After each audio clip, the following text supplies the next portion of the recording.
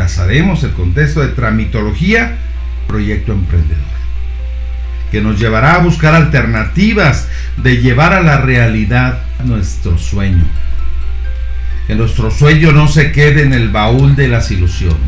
Por lo que el concepto de proyecto emprendedor y tramitología antes de buscar esquemas que nos lleven a realizar lo que pretendemos alcanzar.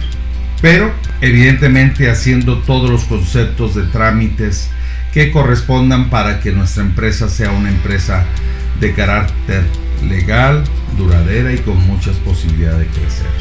La creación de empresas y los modelos emprendedores son fundamentales, por los que los tocaremos para que tú los puedas visualizar y estés consciente de los pasos que tienes que dar para salir adelante. Steve Jobs decía en una conferencia que me tocó ver: si tú no trabajas en tus sueños, alguien te contratará para que trabajes por los suyos. Tiene mucha razón.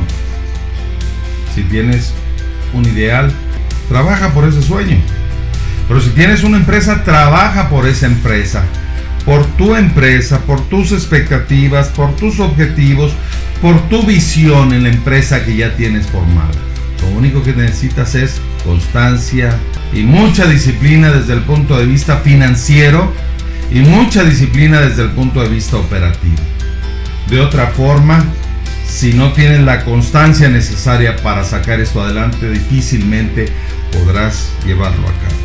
Definitivamente, el contexto de mostrarte los aspectos más importantes de esta enlace entre la tramitología y los aspectos de la creación de tu empresa son fundamentales.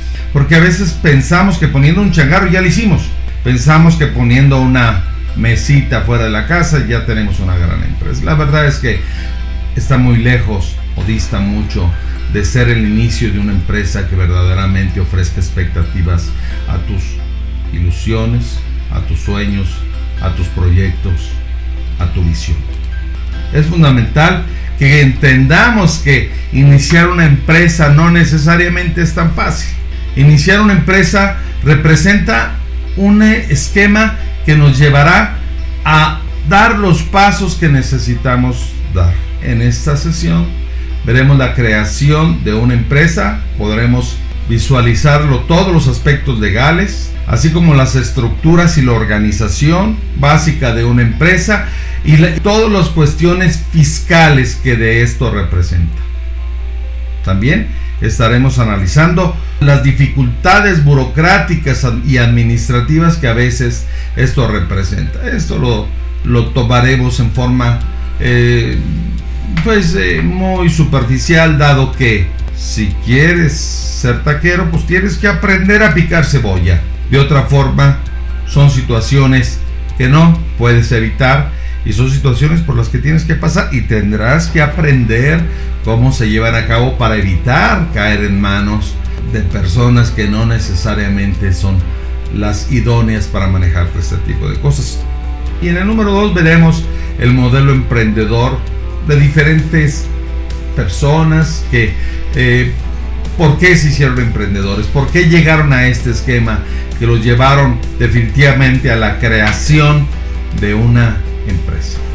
Iniciamos, ya habíamos visto la personalidad, la definición de personalidad legal de una persona que va a iniciar una empresa. Tiene dos posibilidades: irse como persona de carácter físico, o sea, como yo persona, yo afronto, yo lo hago, o una persona de carácter moral. En esta clase veremos el contexto de la formación, de los pasos y todo lo que representa la creación de la persona moral. Ya habíamos visto toda esta tramitología, pero ahora vamos a meternos en forma concreta a la creación de una persona moral, ya que el contexto de persona física la hemos visto ya en otras sesiones y evidentemente pues no es más que lo mismo, pero de tu propia persona, y en lugar de tener un acta constitutiva que te da personalidad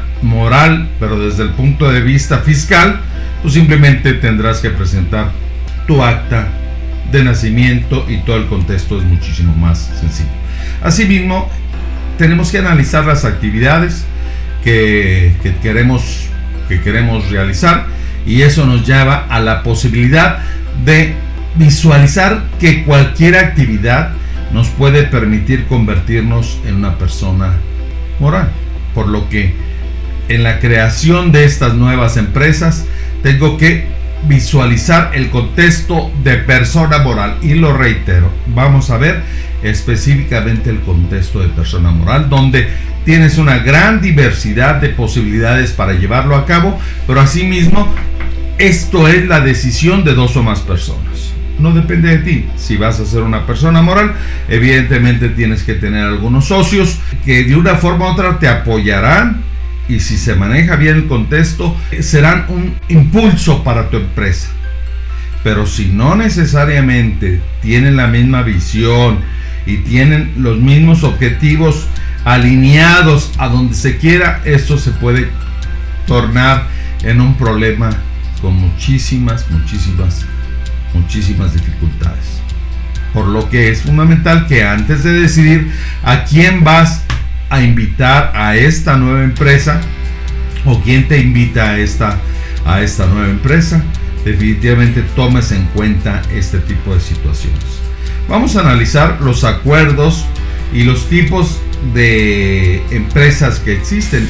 Obviamente tenemos la sociedad anónima, que es un esquema fundamental donde los socios en forma anónima participan y las empresas únicamente responden en función a sus activos para cualquier situación de carácter fiscal, de carácter de acreeduría o de deudas por pagar, etcétera, etcétera. Así también tenemos la sociedad civil, que normalmente es una sociedad que no necesariamente persigue fines de lucros, la asociación civil que está sobre el mismo esquema, y evidentemente esto nos lleva a la creación de nuevas empresas, para que te des cuenta que lo primero que tenemos que recurrir es ante un notario público. Después de haber hecho una asamblea, nos juntamos los socios, determinamos cuál es el giro de la empresa, el domicilio de la empresa, que ya en la clase anterior ya lo hemos visto en algunas ocasiones, cómo se determina y cuáles son las ventajas y desventajas que tienes que considerar a la hora de tomar o tomar en cuenta la dirección, el domicilio fiscal, etcétera, etcétera. Ya que tienes todas esas situaciones, así como el objetivo, tienes que recurrir a un notario público. El notario ya tiene estructurado este tipo de situaciones que obviamente te apoyarán a que tu registro de esta empresa sea lo más completo y lo más apegado a la ley, porque tu objetivo será limitado, pero tienes que tomar en cuenta que no solamente tu objetivo es hacer un producto, sino hacer, comercializar, comprar, vender, etcétera, etcétera, y todo tiene que estar especificado en forma muy concreta y muy clara en esta acta constitutiva. Una vez que ya tienes el acta constitutiva, la tienes que llevar al registro público. El acta constitutiva es una propiedad, se tiene que meter en el registro público, porque evidentemente es como si fuera las escrituras de una casa. Esa es la escritura de una marca, la escritura de una empresa, las escrituras de una sociedad donde se ponen de acuerdo para buscar objetivos de carácter común, realmente enfocados hacia la visión que vieron como socios, a diferencia de las personas físicas, donde en lugar de el acta de nacimiento se lleva a otras instancias, el acta constitutiva, el del registro público de la propiedad. Asimismo, una vez que ya tienes el acta constitutiva, ahora sí, ya tienes una propiedad, ya puedes establecer los esquemas, aunque en el acta constitutiva determinan el número de participación desde el punto de vista económico, que puedes participar desde el punto de vista económico, desde el punto de vista con idea, desde el punto de vista, no sé, activos. De muchas formas puedes participar dependiendo del acuerdo que hayas tenido con tus socios, lo podrás establecer en forma muy clara. Pero a partir de que está registrada la empresa, hasta entonces ya tienes la posibilidad de tener la emisión de acciones. De otra forma no. Una vez que tenemos esto, pues tenemos que hacer un registro desde el punto de vista fiscal en el SAT, que evidentemente a partir de ahí empiezan nuestras obligaciones y evidentemente tenemos que iniciar a las operaciones de nuestra empresa. Cuando nosotros presentamos ante notario el acta constitutiva, tenemos un permiso de la Secretaría de Relaciones Exteriores, donde viene el nombre del solicitante, el nombre de la empresa y los funcionarios que participan en la firma y la autorización de este tipo de esquemas, porque no necesariamente todas las empresas pueden ser registradas en el registro público de la propiedad. El alta del SAT, pues tú lo conoces, es el RFC que te lo van a otorgar, donde viene el registro federal de contribuyentes, donde viene el nombre de la empresa, cerca el nombre personal, así como la determinación de las obligaciones fiscales dependiendo de las características de cómo hayas dado de alta tu empresa. Es fundamental que en una sociedad anónima estés consciente que hay dos tipos de cuestiones. Puede ser un administrador único o puede ser un consejo de administración el que maneje la empresa en todos los determinados momentos de gestión que se llevan a cabo. El proceso administrativo es fundamental, y si bien la administración tiene la responsabilidad de administrar todo el proceso de la asociación, que le da las facultades es la asamblea. O sea, los dueños le dan las facultades al administrador para que lleve a cabo la gestión administrativa de la empresa de la cual son dueños. La mayoría de las veces los mismos dueños son los propios administradores, pero no porque sean administradores son dueños. O sea, son dueños totales y pueden hacer lo que quieran con la empresa. Además, el administrador tiene que hacer su equipo de trabajo, donde designará con la autorización del consejo quién dará seguimiento a algunos proyectos y evidentemente quién será el apoderado legal o el apoderado que los representará en diferentes instancias, ya sea en algunas situaciones que se presenten de controversias legales o de controversias laborales o de controversias mercantiles, donde habrá evidentemente algunas personas con poder para llevar a cabo todas las gestiones a nombre del administrador o a nombre de la asamblea, dado que los socios en conjunto no podrán asistir a todo este tipo de actividades, por lo que se tendrá que nombrar a un representante legal que puede ser total y evidentemente puedes dar poder o representación legal para diferentes actos de diferentes características, como te mencionaba, de carácter fiscal, moral, evidentemente moral, cuando tengan que presentar alguna situación que implique alguna afectación en este sentido, o de carácter laboral, o de carácter desde el punto de vista cuentas por cobrar o cuentas por pagar.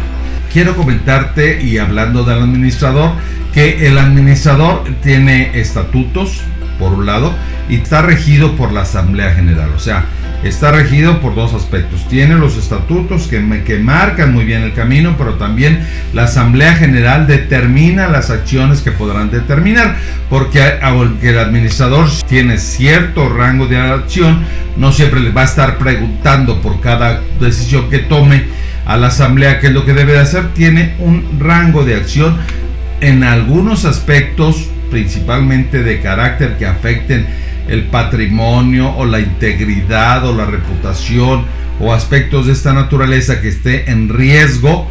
Tendrá que consultarlo a la asamblea y tendrá que ser llevado a cabo a través de votación.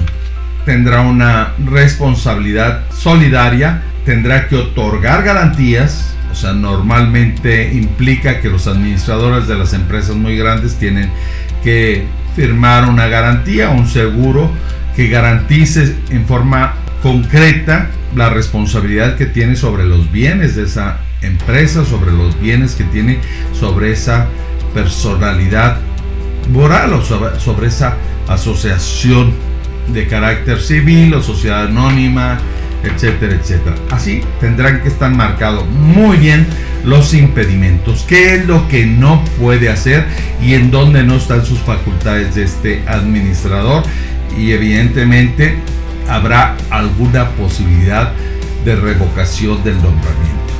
Esto tiene que ser en función a acuerdo de asamblea. De otra forma, no podrá modificarse el nombramiento del administrador si no es un acuerdo por mayoría de los socios o por la asamblea general. Es fundamental este sentido. Empresas y trámite. Nuevamente, soy un servidor de ustedes, el doctor Alfredo Gallardo, siempre a sus órdenes. Dios los colme de bendiciones.